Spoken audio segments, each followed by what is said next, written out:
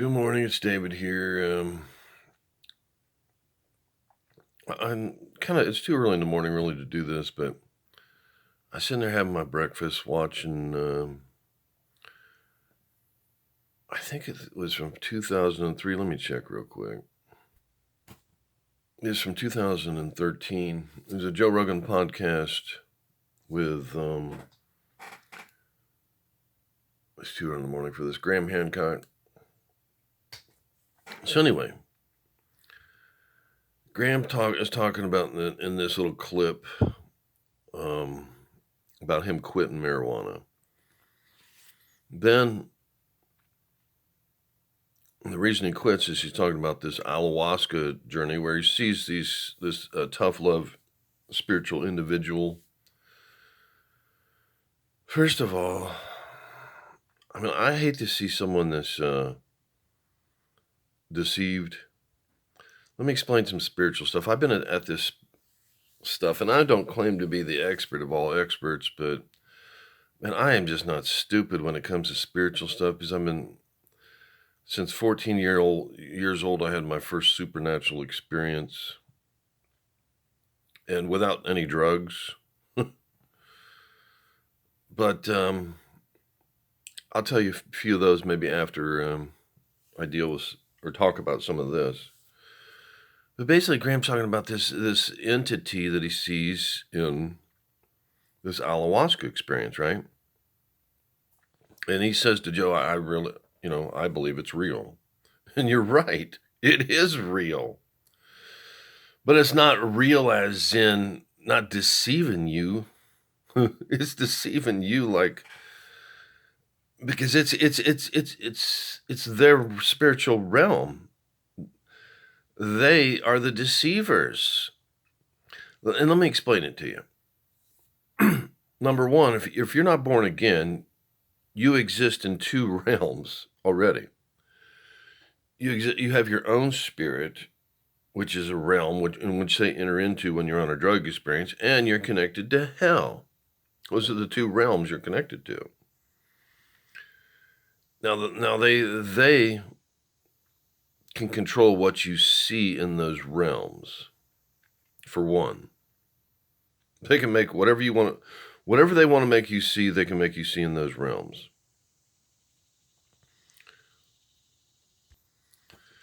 And let me explain how they can even get into your spirit in the first place. I think even few Christians understand this. I was writing a book. Well, I don't want to get into that. Basically, in Genesis, which I know the story looks like a fairy tale story, but it is not. I've cracked secrets in Genesis, secrets after secret, and Genesis is hidden as revelations in the Bible. And Genesis is an amazing secret little book. There's secrets in there that powerful secrets. But one secret I cracked in Genesis is that Satan transformed our spirit. Now, why did he do that? The same way when you're connected to the internet, you're connected to the internet. That means someone can potentially access your computer. He wanted access. Why did he want access? He wanted control over humanity. How do you get control over anybody? They gotta hear you. You've got to be able to speak. You've got to be able to input information into them. Otherwise, you have no control. Now, what happened in Genesis is two things Satan did. I'm not even going to tell the secrets of them. But there's two secrets that most Christians don't know. They see the one, but they don't see the other. In which he changed our spirit, and if our spirit is like his spirit, then he has access. Why do you think everybody goes around doing all the crazy things that they do? Why did you think that people who are not Christians found out that the law of attraction works? Because there's spiritual entities out there that when you attract them, when you're a certain way in a certain spiritual place, you attract them. But I don't want to get into the law of attraction. That's a whole nother thing. I'll just say this part, that some people are accessing, because faith pleases God. He loves faith. And when people have faith and it's real, stuff manifests. That means people are accessing stuff that Christians aren't even accessing, because they can't change their spiritual place, mind that they're at. That's just my personal opinion on that one. But I don't want to head in that direction. Basically, he changed our spirit so it'd be like his. That's why when Jesus came, he said that none are good.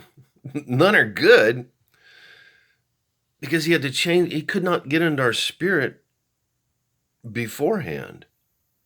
There was no access. So he had to manifest himself, and he had to enter into something. And he doesn't give a damn about what he enters into. He don't care if it's Peter, like when Satan talked to Jesus, or if it's a snake, whatever he can access to speak. All he needed to do was speak.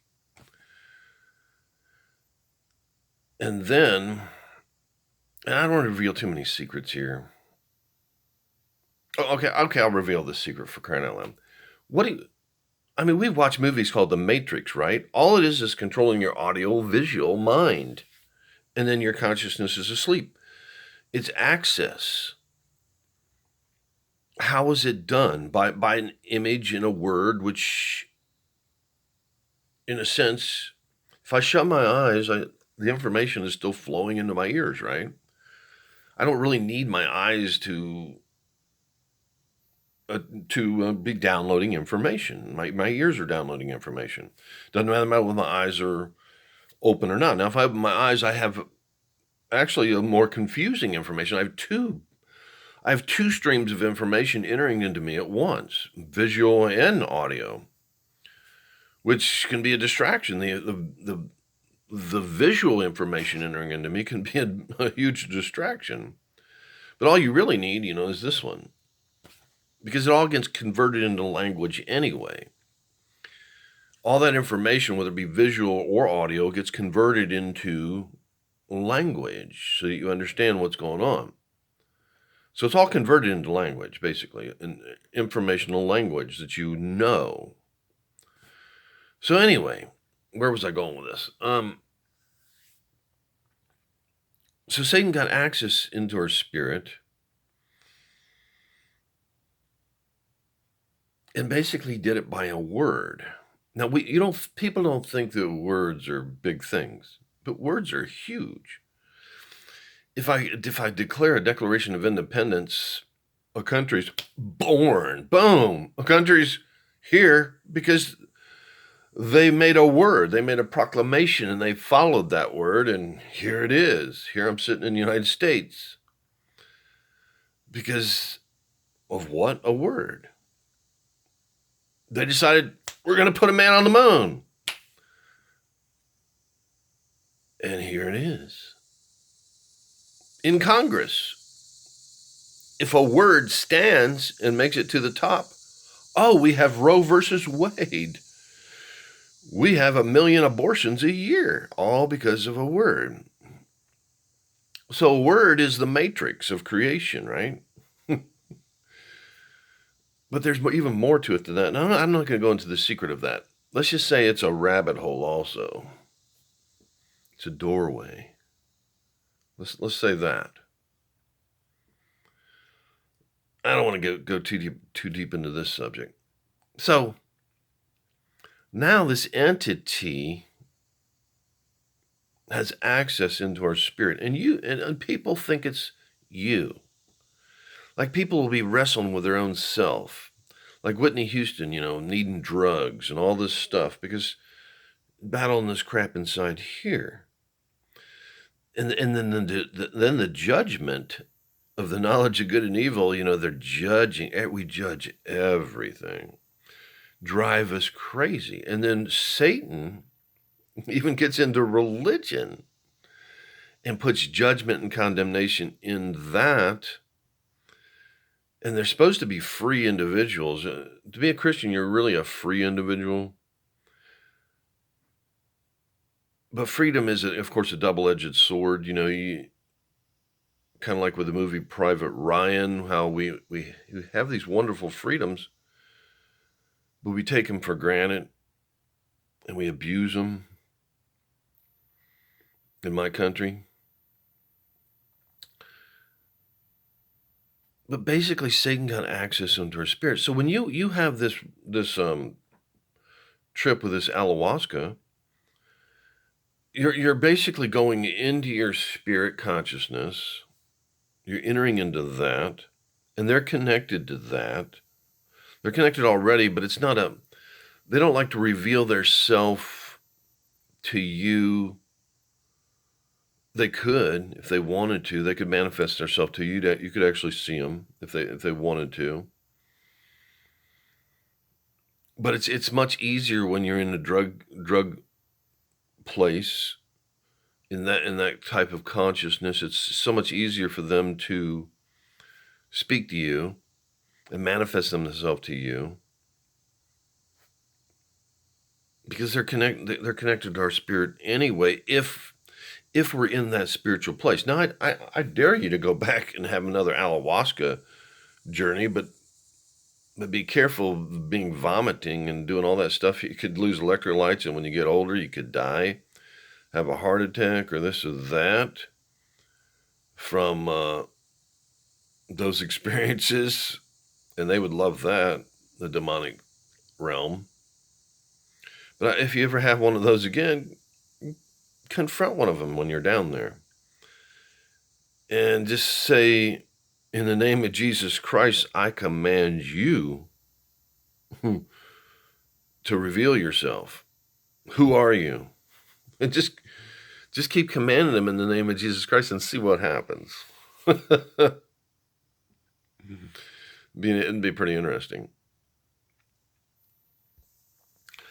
But they have access into our spirit, so it's not a mystery that they're manifesting to themselves to you and speaking to that realm, and then they're giving you knowledge. Remember in the Garden of Eden, Satan offered her knowledge that she didn't have before.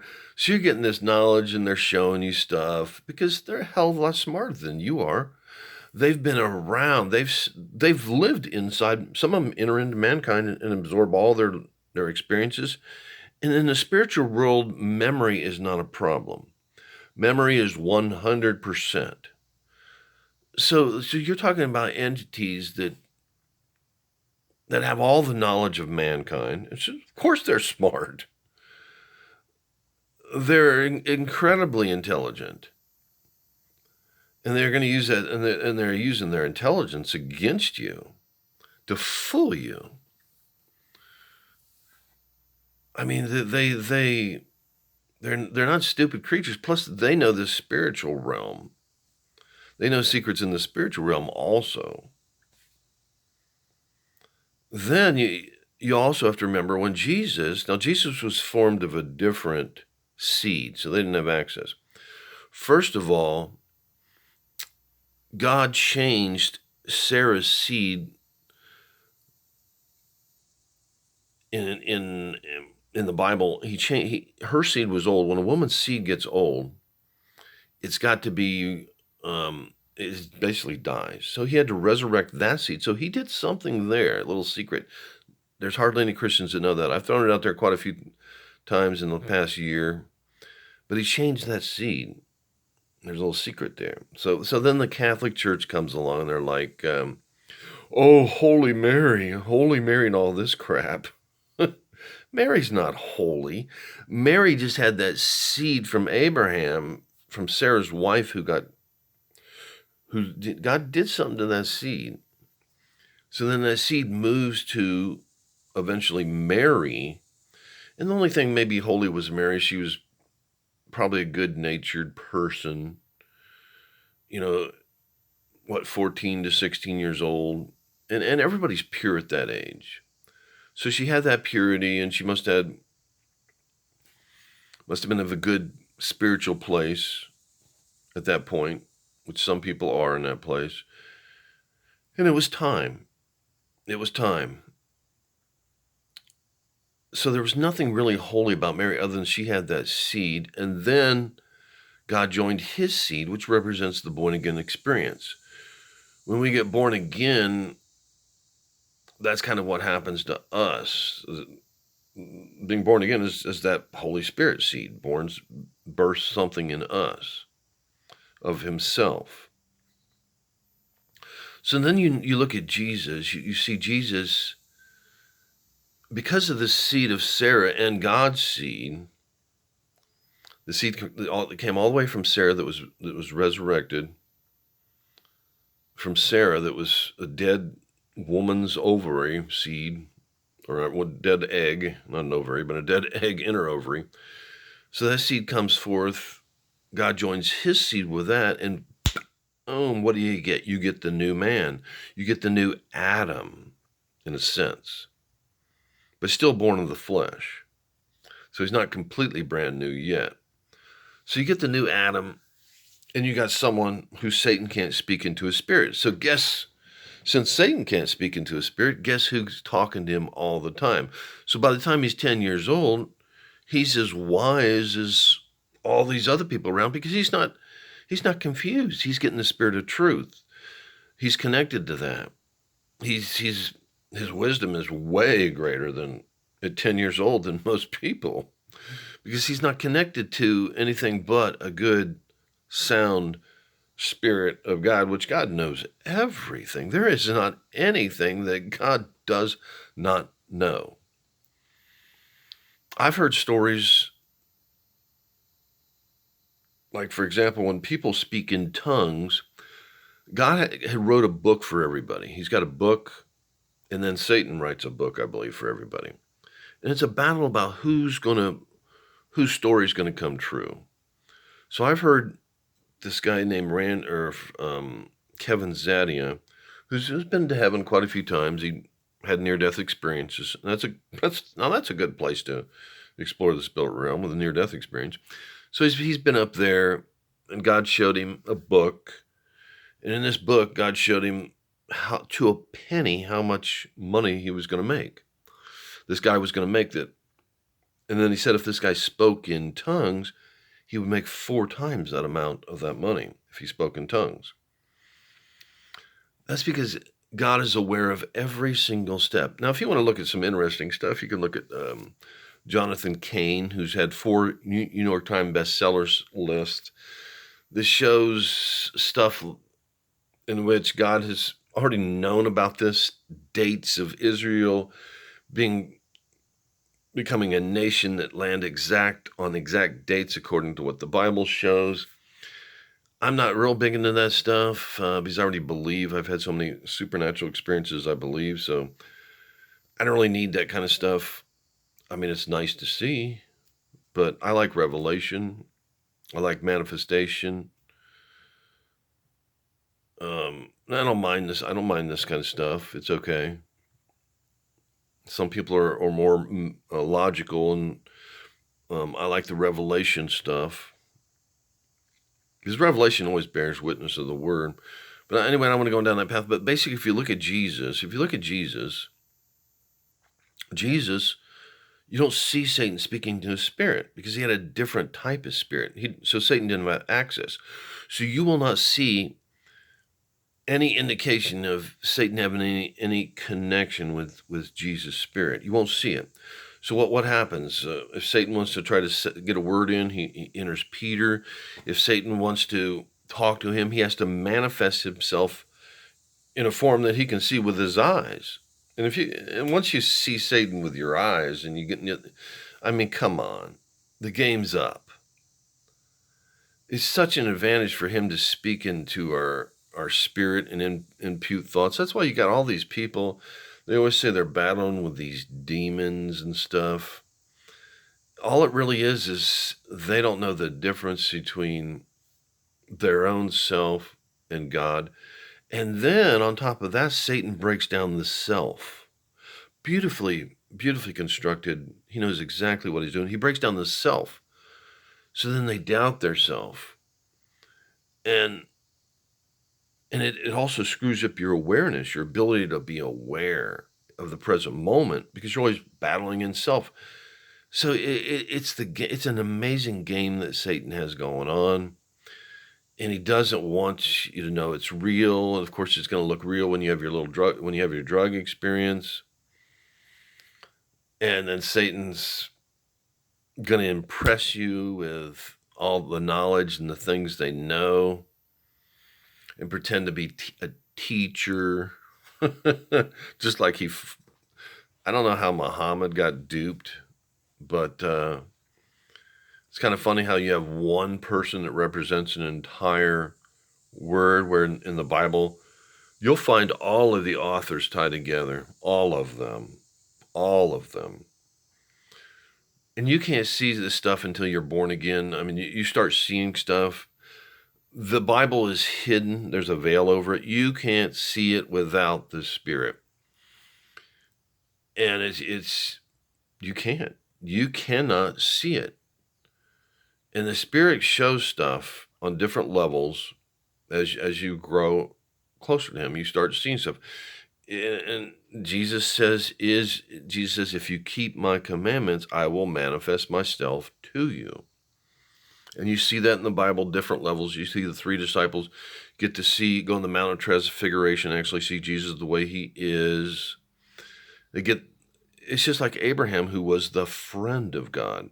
He showed him what was going to go on in Sodom and Gomorrah. He showed him different things, that God is always about His business. But if you're not keeping the commandments, well, why would He show you anything? Oh, but Satan will show you stuff. Why? You're keeping his commandment, I bet, in some way. Most likely. You're keeping something that's one of his commandments. And really, people can be blessed. They don't have to be Christian. If they keep the commandments, they'll be blessed. Because you reap what you sow on a spiritual level.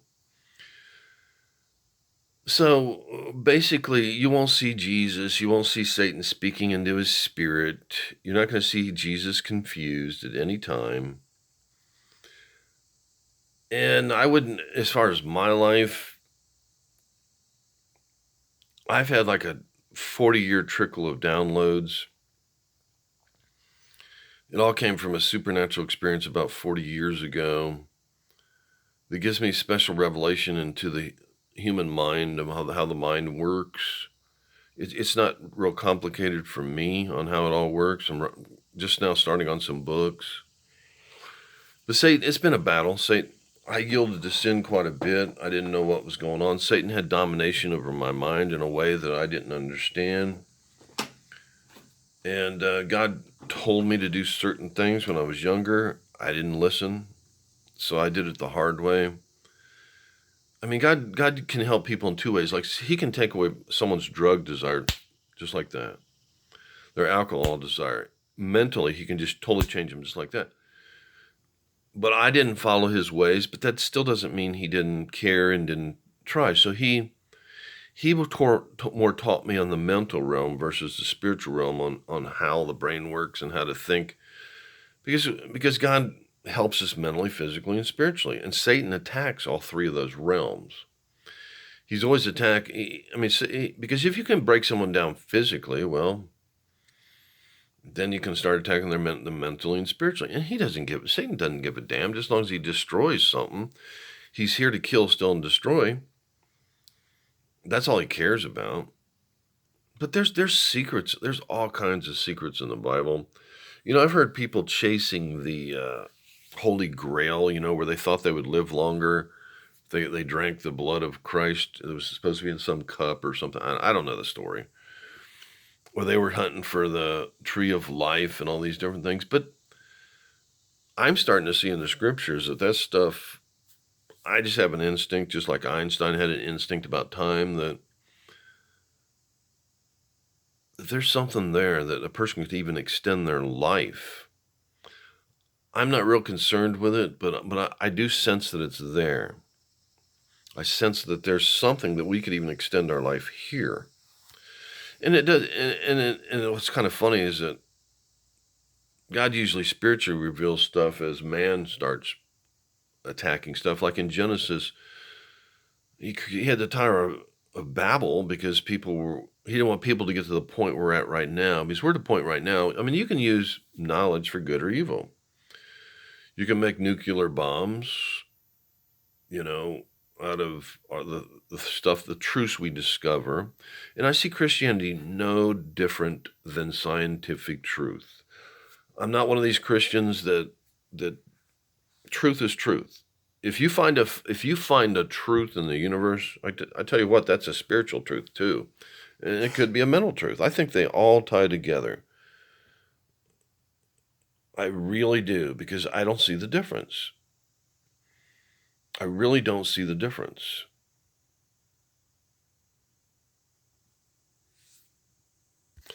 And what's kind of scary about this realm right now is that Satan is revealing truths in a stronger counterfeit. Like there's certain things that Satan did in Genesis to really mess up mankind. And now he's starting to unveil some truths to make a better counterfeit. I mean, what's the best counterfeit in the world is actually, if you're a criminal, the best counterfeit in the world is to actually get the real plates that they make money with. And even though it's the real plates and you make counterfeit money, it's the real plates. Now Satan he's using some real plates and putting some real truths out there. Kind of like in your ayahuasca experience where he actually did something to help you. He gave you a real truth. So he's at the end and last days, which we're kind of in. Satan's really putting a powerful delusion out there, and it's going to get stronger. But of course, God's going to put forth greater revelations. You're going to see a lot more miracles. If you go to a site called Sid Roth, the glory is starting to actually hit in churches. And there's Christians out there that have and I didn't really believe it at first. But there's Christians out there that there's this guy named Henry Groover, jewels have fallen down in churches, gold has fallen down in churches. And it said, and Jews know about this kind of stuff. Jews know that when this happens, the Messiah is about ready to come back. And this has been happening in churches. I didn't believe it at first. I thought maybe it's a joke. And this Henry Groover guy didn't believe it until he was over in Israel doing some prayer walking, and he talked to a rabbi. And when the rabbi heard that, the rabbi who really understand the Old Testament better than us Gentiles, when he heard that the gold was falling on Gentiles, he knew what that meant. And but there was a blindness, a separation of the Jewish things that revealed tons of secrets of God that were separated back in the days of, oh crap, I'm going brain dead. I can't remember his name. But anyway, don't matter. But they separated all the Jewish stuff, which was ridiculous. There's so many secrets there. It's unreal. So many secrets. But and I don't need a lot. I don't need a lot of this stuff to believe in God, because I've had revelation, and I got time to get into my revelations. Maybe I'll record a video of all the different revelations I had. I had a time revelation I've got recorded on YouTube. But I don't know. I just wanted to record this video. I watched your video about this ayahuasca experience, and I don't know. I just felt like recording something. So I just spent 30 minutes of my time. But I think people need to know. So anyway, that's all I got for now.